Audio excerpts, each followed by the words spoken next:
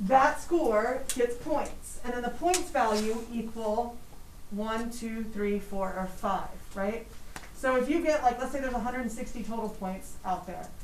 160 to 151, you get a 5 on the exam, right?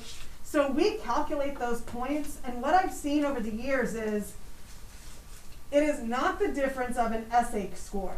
Like 1 point higher on an essay and I would have got a qualifying score. Because really, your essay is 1/3 of your essay scores. Does that make sense? Where your multiple choice is like 48%, your essays are 60%. Well, it sounds like the essays are more, but when that 60% is divided among 3, 1 more point in those essays won't really change your grade. You're going to have to change your essays 1 point in all 3 of your grades to get your qualifying score to go up. What I found is in multiple choice, if you're on that bubble between a 2 and a 3, 3 is a qualifying score for most schools, I can get you to answer 3 or 4 more questions on multiple choice, and that puts you in that range for a qualifying score. Also, if you're in the bubble of a 3-4 and you're close to that 4, 3 or 4 questions in multiple choice often can get you to that next score, right? So we take a lot of time to spend. We haven't this quarter, this semester as much, obviously, as we usually do, but we take a lot of time because I see a lot of benefits on the back end, right? The other thing is your multiple choice is obviously a predictor of your qualifying score. We also have 2 types of questions in our multiple choice now. This is new. Part of it is rhetorical analysis, so most of your questions will be about a passage and it will be questions that are relating to rhetorical analysis, all the skills that we've covered. Rhetorical situation, claims and evidence, organizing, style. We haven't gotten to the style stuff yet, but all those, okay? Then you'll have, I think, 10 to 20 questions that are revising and editing, writing questions. We haven't even looked at those. We're going to save those for the spring, all right? So if we spend a lot of time in these multiple choice rhetorical analysis, you'll see the benefit not only on your multiple choice score, but you'll start to see more things in rhetorical analysis. Does that make sense? So the final thing that we worry about, there are people that feel like we need to go slow and make sure your accuracy is there, and then we'll worry about speed. Or there's people like me that go, I just want to worry about speed, and then I'll fix your accuracy. Why? Because I want to see how accurate you are going fast, and then I'm going to see where that speed kind of trips you up, and I can fix those trip-ups and keep your speed going, right? The final problem we have is we've never seen this multiple choice test live. So where we used to have 52 to 55 questions on our exam for 60 minutes, we have 45 questions in 60 minutes. You're like, oh, there's more time. However, I think the questions are harder. That's why there's fewer, right? So where I would be able to see how we're doing time-wise on a final exam, because we would use our 2-hour time to take a full-blown multiple choice test and to write an essay, we don't have that time this year because we don't have exams, right? So we're going to kind of play with a couple of things here and there. So that's why I'm kind of starting this off here to see where we need to go, all right? With that being said, here's what I need you to do. You have a passage in front of you and questions. The passage does not have questions on the back. There's 2 questions on there, but the one that has questions on the front and the back, okay? Here's why I did this. I copied them separately because when you get the test, when we do our full-blown test, when we get back from Christmas break, Thanksgiving break comes first. When we get back from Thanksgiving break, I'm already in Christmas. What happens is you have the passage on the left and then the questions on the right. And then as you turn the page, if there's more questions, the passage is printed there again and the questions are there. So that's why we don't spend a whole lot of time, if any, annotating, because as soon as you turn the page, those annotations are gone, right? So that's why I annotate, or that's why I copied for you, not stapled, so that you can have the passage on one side and not. The worst is flipping back and forth flipping to the other side and going back and forth. It's confusing. So I did that. So here's what I need you to do for me. You're going to have 15 minutes to answer these questions. You have 11 questions. That gives you about 2 minutes to quickly skim, get the basic gist of what the context is about.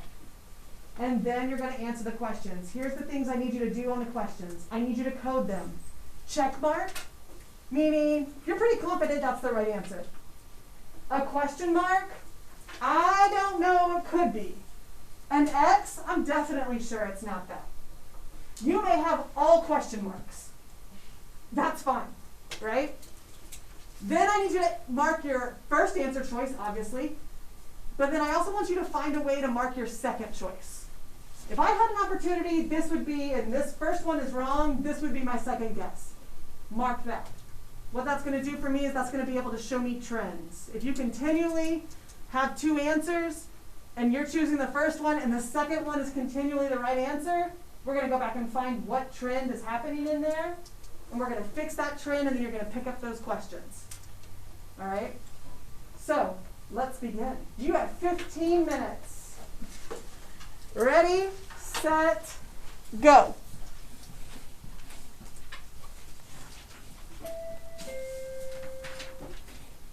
Was it blurry? Yeah. Okay, that's fine. I had a couple in there, sorry. Okay. Yeah, if your page is blurry in the middle, yeah, I had a couple, I thought I caught them all.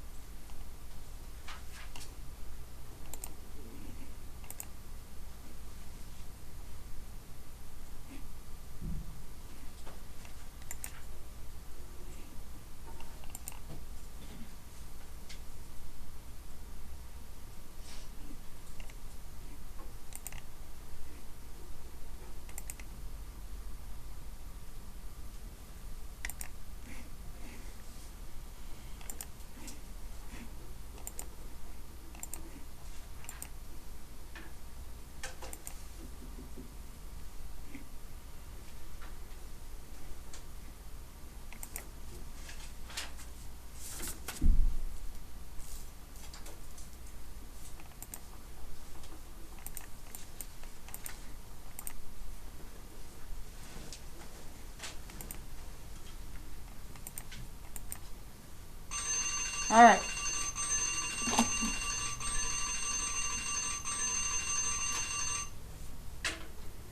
All right, so tell me how many of you got all the way through? Like you finished all the questions, you were confident in like at least your pacing of getting all the way through. No. Not confident in my pacing. Well, I mean like not confident in your answers, but you got all the way through with like, and you were able not to be rushed at the very end. All right, how many of you got all the way through, but you were kind of rushed the last few questions? Okay, that's all right. How many of you have taken the SAT already? Like the official SAT? Okay, y'all should be signing up to take that. Like late fall, like the winter one, or January, February. Y'all should be taking that. Start taking it. I think your timing for SAT should be about the same as this one. Like you should feel pretty comfortable in like the last like 4 or 5 minutes. Feel like you have a few more to get done, but have enough time to get them done. That's kind of what I'm thinking with our pacing for this. At least that's what I think. We'll see. The test that we do, I'm going to try to do it to where we have like 40 minutes and you have like 32, 34 questions. Okay, so that your pace will be pretty quick. All right. Get out a different color pen or a highlighter and let's see how well we did or did not do.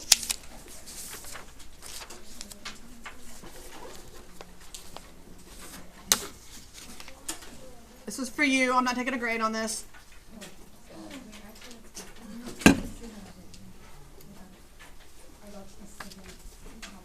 All right, you ready?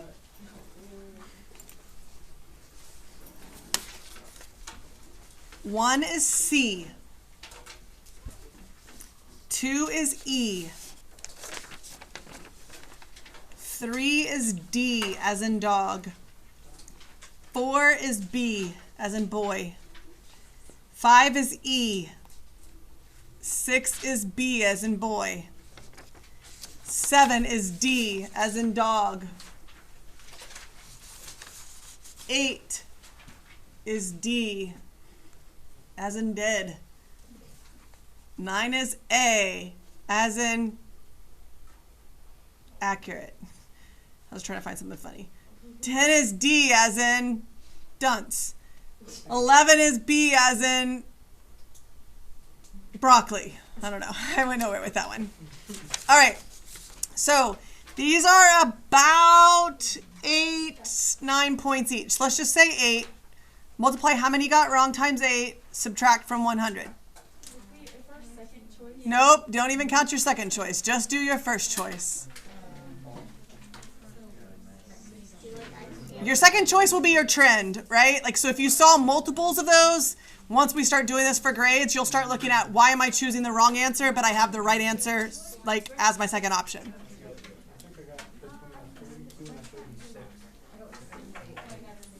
All right. All right. So, listen. Passing for this is 60. Passing for this is 60. All right? And that's 60 in May. Right? So your 60% now, or your percentage now, hopefully, if we do all the work, should not be the same in May. Your goal by May is 60%. My goal for you is to be close to 75-80%. All right? Now, where we struggle is a couple of things. We struggle in reading comprehension.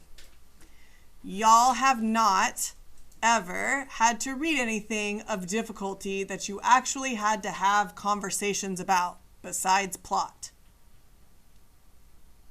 Right?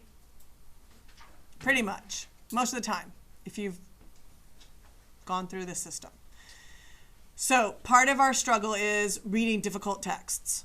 Right? We've started kind of doing that this year. right? We're reading pre-20th century text. We're reading stuff that is syntactically different than what y'all are used to reading, right? So part of it is going to be just more reading, us more walking through, understanding things, right? And I need to read some more stuff with you. That's kind of our plan, is for me to read some more things with you so y'all can start to understand difficult texts, okay? The other thing is that the work that we're going to do in the APMC analysis, if you truly, truly, truly take the time to do it and do it correctly, you will see that growth, right? You will see the growth in your multiple choice score. You'll see your growth in your SAT score. You'll see all of that, right? That's why I like you guys that like take your SAT in the fall, like right when we're starting, and then you take it again in the spring and you see how much at least your English grade changes, right? Your reading grade changes. So, all right, take out the yellow page and let's look at this.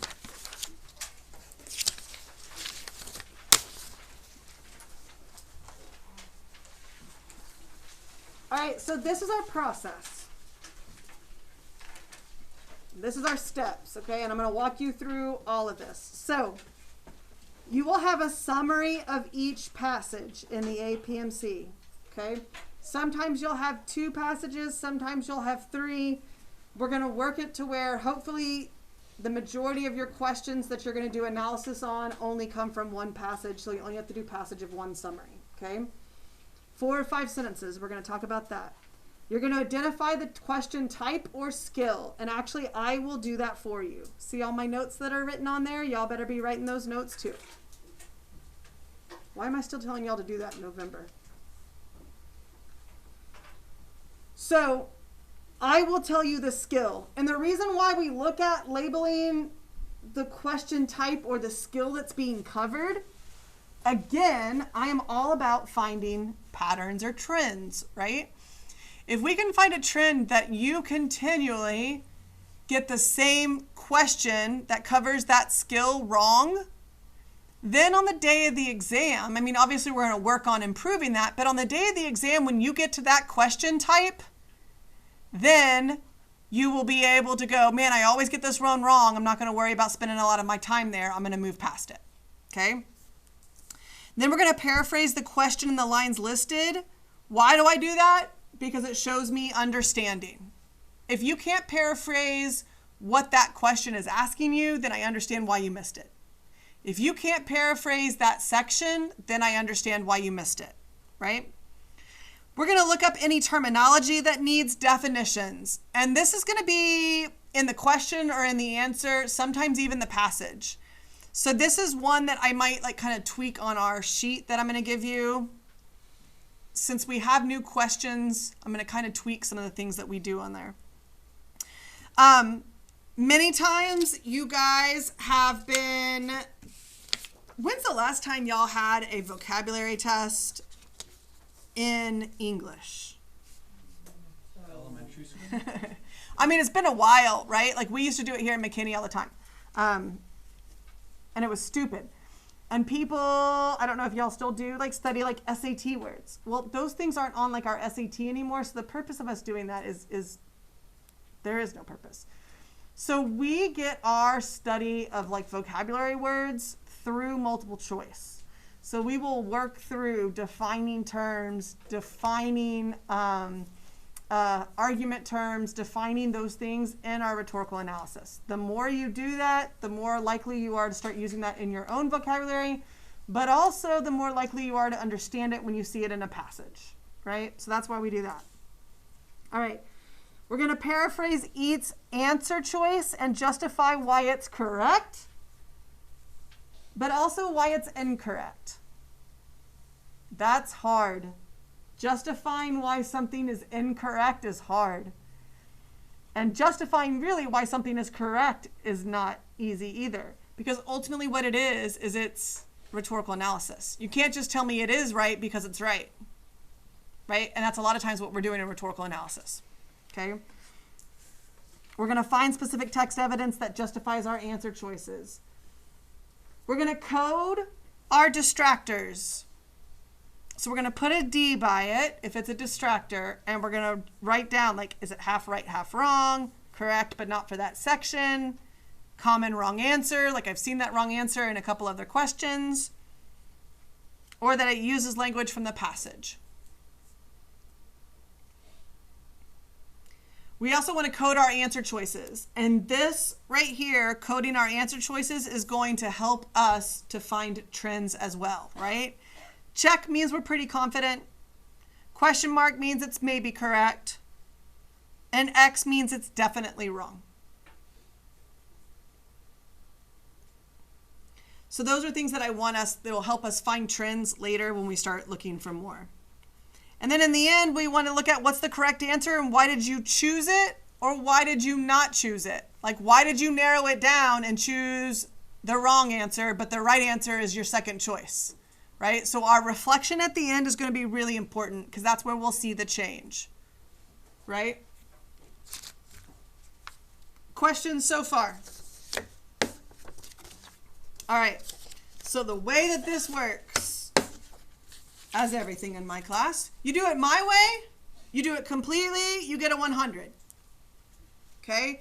Now, when you do a multiple choice, we'll tell you if you have this percentage, 80% to 100%, you only have to do 5 or 6 wrong questions. 79% to 50%, you have to do 12 analysis questions, right? So we'll tell you how many you have to do based on your percentage. Obviously, the more you miss, the more you do, right? So when we do an APMC analysis on a question, it'll take you 15, 20 minutes for one question. So how do I justify that much time? I can't just give you a formative grade. Shoot, I'd take a 0 for like 3 or 4 hours worth of work. For a formative grade. Pfft, I'm not doing that. I give you a formative grade 100 plus a square root curve on your test. So your raw grade goes in the grade book. If you got a 42%, your 42% goes in the grade book.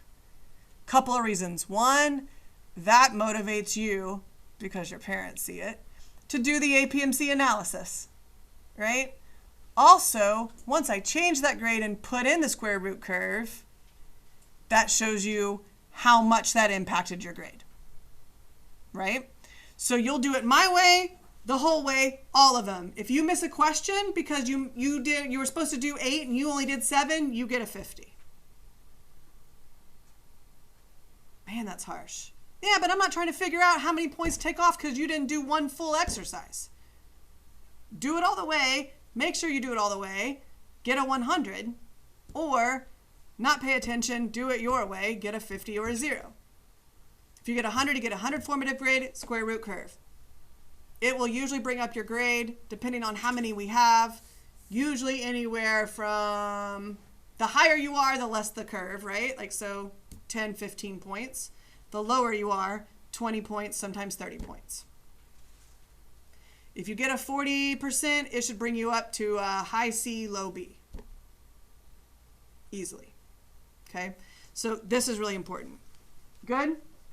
We'll talk about all that when we get back. All right, let's actually walk through the process.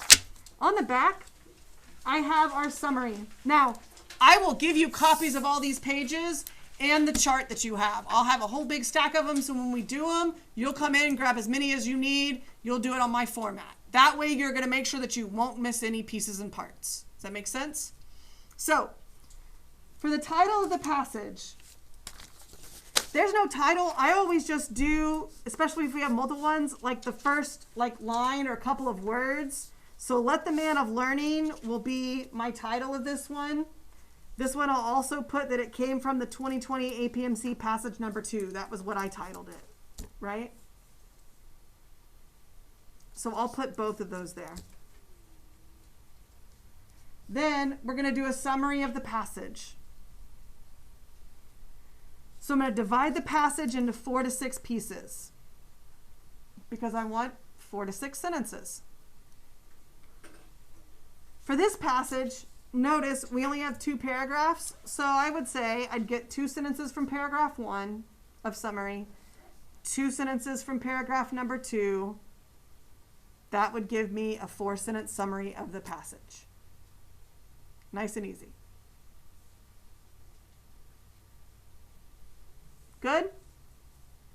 How many of you, first time through, understood that this passage was about a cynic?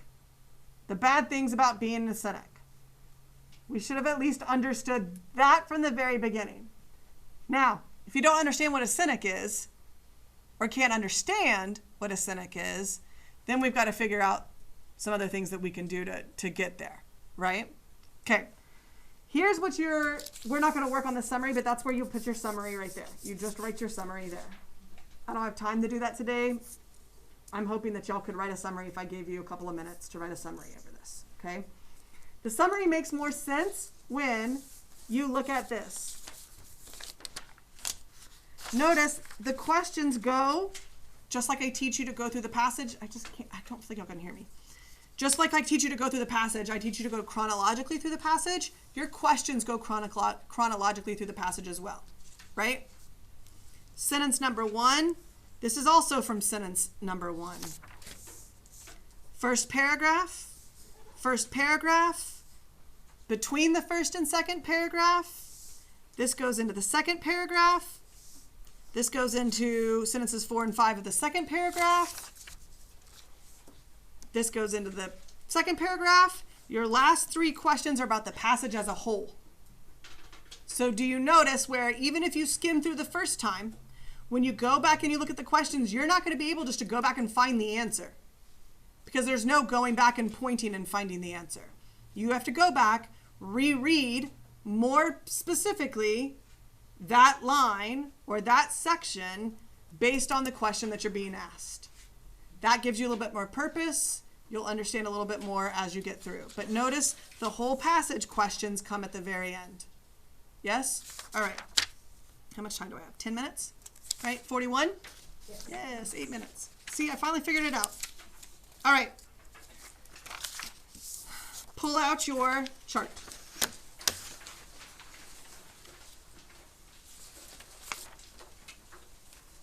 All right.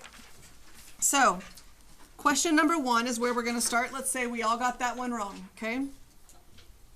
I'm going to give you the question type. Actually, I'm going to give you the skill that is being covered. And the skill is the rhetorical situation.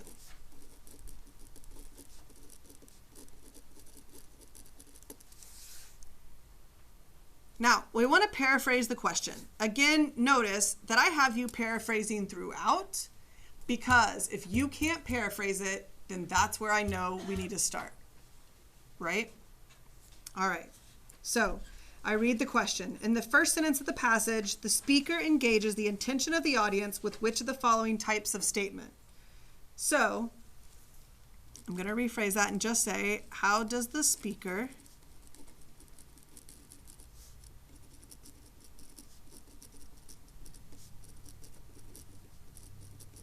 make their audience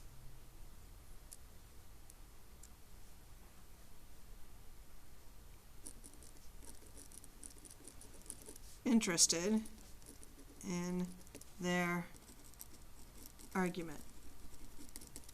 How do I know it's an argument? Because everything we read is an argument. Now, a paraphrase of the section or the line. So this is the first sentence, right? And this is where I think this chart may change a little bit, because I'm going to adapt a little bit working through these new questions and stuff. But if I read the first sentence, let the man of learning and man of lettered leisure beware of that queer and cheap temptation to pose to himself and to others as a cynic, as the man who has outgrown emotions and beliefs, the man to whom good and evil are as one. Okay, there's my first sentence, so I'm going to jot that off, right? So now I have to paraphrase that. Well, first of all, I have to understand what it's talking about before I can paraphrase it, right? What are words in there that we don't know?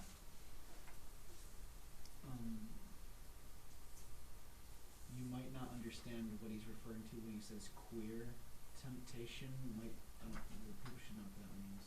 Meh. What's the main point? I got to find... I don't know what lettered leisure is. Okay, lettered leisure or cynic. Okay, so a cynic, right? We would look up the definition of it. to save us time, I'll tell you it's like somebody who believes that people are motivated by like self-interest, right? So believes people are motivated by self-interest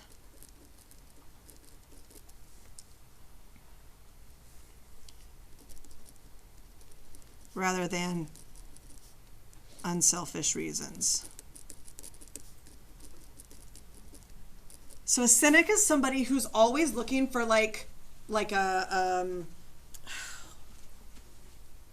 for other motivations. You're not doing that just because you're good, right? Like, or you want to be good, right? Cynic. Every time my kid is like, Mommy, is there anything I can help you with today? Cynic. Pfft, what you need, what do you want to do, where do you want to go, right?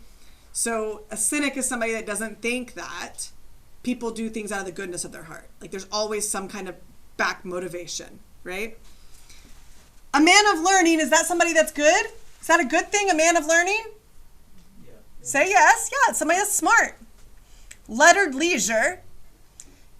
I looked it up. Like the idea of leisure, 1900s, is somebody that has the time to do whatever they want. Why would they do that? Why would they be able to do that? Because they have money, right? So we're looking at somebody who is well educated or is well off. What is the speaker telling them to beware of?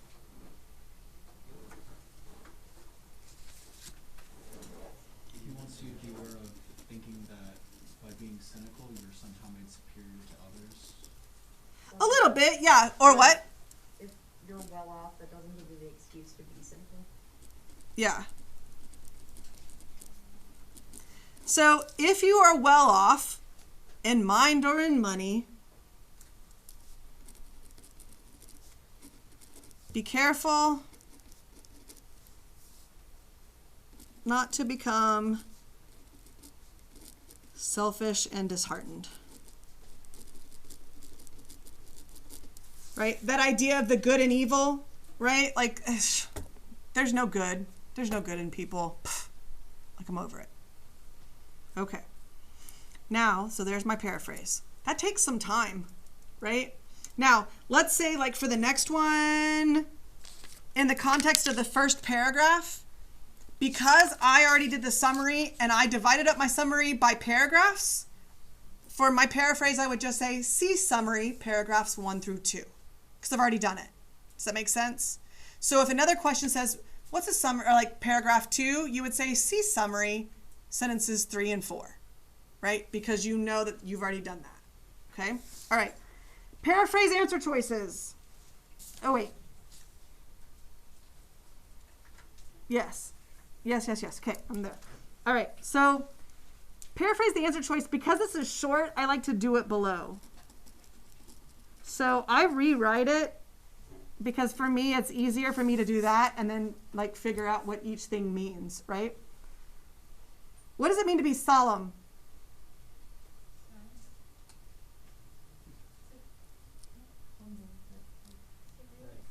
Serious. If we're not sure, and is it kind of like, does it mean, what should we be doing? Looking it up. You're going to, like, dictionary.com is going to be your friend, right? So,